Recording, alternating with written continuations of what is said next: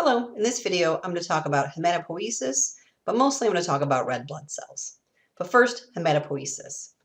Hematopoiesis is the process of forming the formed elements of blood. In other words, it's the process of making blood cells. It's also known as hemopoiesis, but more commonly referred to as hematopoiesis. The process of making blood cells occurs in red bone marrow.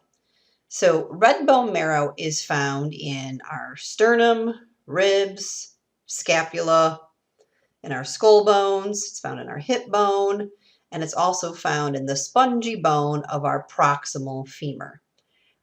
Maybe you've heard that when someone needs to have a bone marrow transplant, they remove the bone marrow from the hip bone, specifically the ilium of the donor, right? So not all of our bones as an adults contain red bone marrow. Most of them actually have converted their red bone marrow to yellow bone marrow, which is fat, because we need more places to store fat in our body, right? So the process of hematopoiesis requires a type of stem cell that's called a hematopoietic stem cell. It's also known as an HSC or a hemocytoblast. So all of those are different names for this stem cell that can divide and then differentiate into other types of cells.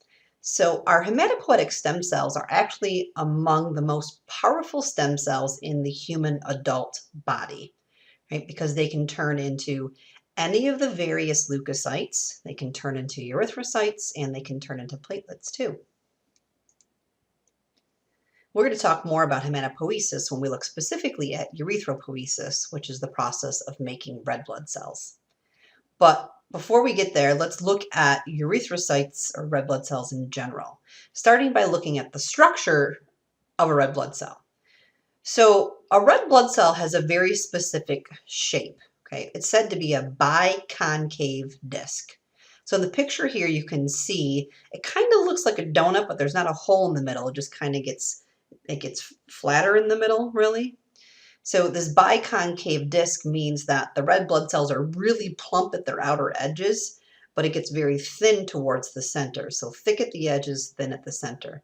And this is actually really important for the function of the red blood cell because most of the oxygen that's being carried by the red blood cell is going to stay in those plump outer edges because that thin area on the inside, there's not a whole lot of anything there, right? So most of the oxygen is forced to stay at the edges of the red blood cell where it can easily diffuse in and out. If the red blood cell were spherical, like a ball, right, the oxygen in the center would take too long to get in and take way too long to get out. So this biconcave shape is really important for the ability of the red blood cell to easily take in and release oxygen. This non-spherical shape also means that the red blood cells can form these stacks, and it's basically a good way to pack blood cells into our blood vessels. So you can stack the red blood cells like pancakes or coins, if you will, and these stacks can actually move through our blood vessels. Think about it, if these were spherical balls, you wouldn't be able to stack them up, right? Just wouldn't work as well. Another important part to the structure of the red blood cell is the fact that a red blood cell has a very flexible cytoskeleton. So the cytoskeleton is the framework of protein that we find inside of a cell. And the cytoskeleton of the red blood cell is super, super flexible. And this is important because red blood cells have to travel through blood vessels that are actually smaller than the red blood cell is, right? So in the picture here, you can see I have a tube representing a capillary, the smallest of our blood vessels, and then you see the red blood cell. And you'll notice the red blood cell is bigger than the capillary, right? How is it going to fit through? Red blood cells are known to actually fold themselves in half to get through small blood vessels. So they're very flexible. Another important part of the structure of the erythrocyte is the fact that basically erythrocytes contain nothing inside of them except for their cytoskeleton and the protein hemoglobin, right? So red blood cells at one point were like any typical cell. They had a nucleus, they had endoplasmic reticulum, they had a Golgi apparatus, right? So when a red blood cell was in the bone marrow before it became a mature red blood cell, it had all of these typical organelles. But through the process of erythrocyte development, the erythrocyte actually gets rid of everything inside of it except for basically hemoglobin, right? And this is to ensure that the red blood cell is just entirely packed full of hemoglobin so that it can do its job, which is to have the hemoglobin to carry the oxygen. So in these images here, we actually see the process of a red blood cell getting rid of its nucleus. And this process is called nuclear ejection, and it is exactly what it sounds like. The immature red blood cell is ejecting its nucleus. So here, for example, you see a red blood cell with a nucleus, and here we see a red blood cell, and here's its nucleus that's being ejected. So once the red blood cell is in its mature form, there is no nucleus inside of it. So erythrocytes are said to be anuclear. So as mentioned previously, inside of the erythrocyte, we mostly have lots and lots and lots of this protein called hemoglobin. When I say lots and lots, by the way, there's like 300 million hemoglobin proteins in just one red blood cell. I mean, there's just an absolute ton of this protein inside the red blood cells.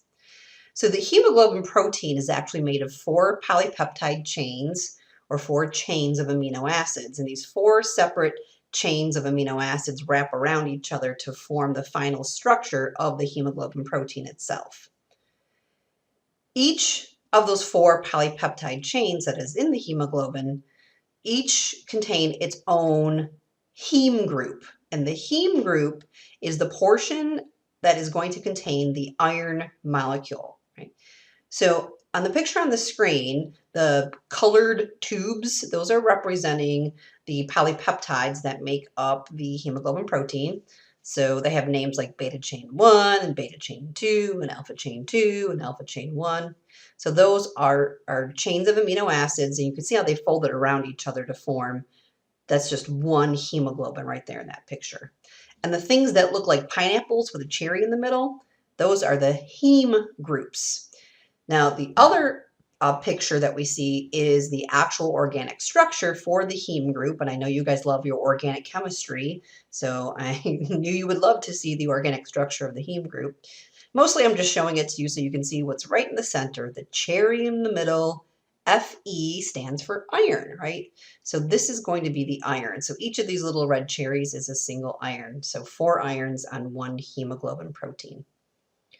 The organic part that's holding the iron together, or not holding the iron together, but holding the iron in the center, that organic part is called a porphyrin ring. So if you hear that name, porphyrin ring is just the organic part to the heme group. The function of the iron on the heme is to reversibly bind to oxygen. So in the lungs, the oxygen will come in and bind to the iron, but then when that hemoglobin inside that red blood cell gets to the tissues of the body, the iron will release the oxygen. So I want to talk a little bit about why we need oxygen, because I think that's kind of important, because we spend a lot of time talking about erythrocytes and how they carry oxygen. What do we need the oxygen for, right? So ultimately, cells need oxygen because they need to make ATP. ATP is the energy currency of cells. So when a cell wants to do work, like move something, or maybe move itself, or do some sort of reaction that's not energetically favorable, the cell needs energy, right? And the energy comes in the form of ATP. Most of the ATP that's made inside of our cells is made through a process called aerobic respiration, or some of you might know this as cellular respiration. And this is a process that occurs inside of organelles called mitochondria. Aerobic means in air, meaning with oxygen. So this process of aerobic respiration requires oxygen. Okay?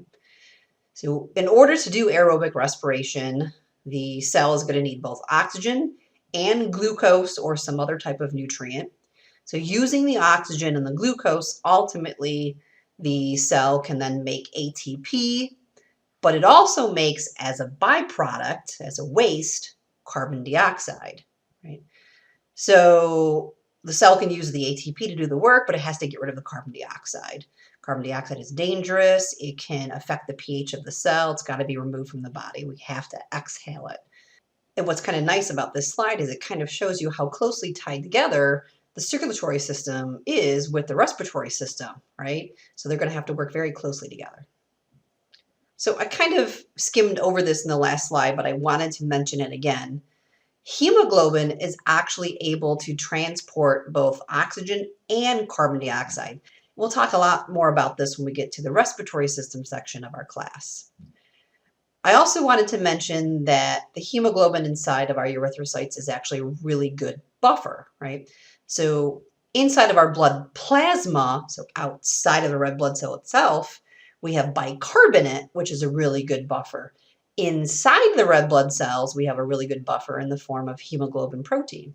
So both of these, the bicarbonate and the hemoglobin protein, are capable of taking in or releasing hydrogen ions as necessary in order to maintain a stable pH. So blood is actually really important for our body's ability to regulate pH. So a lot of times when an organ is having a problem with pH, it will dump acids and bases into the bloodstream because it's like, oh, the blood can handle it.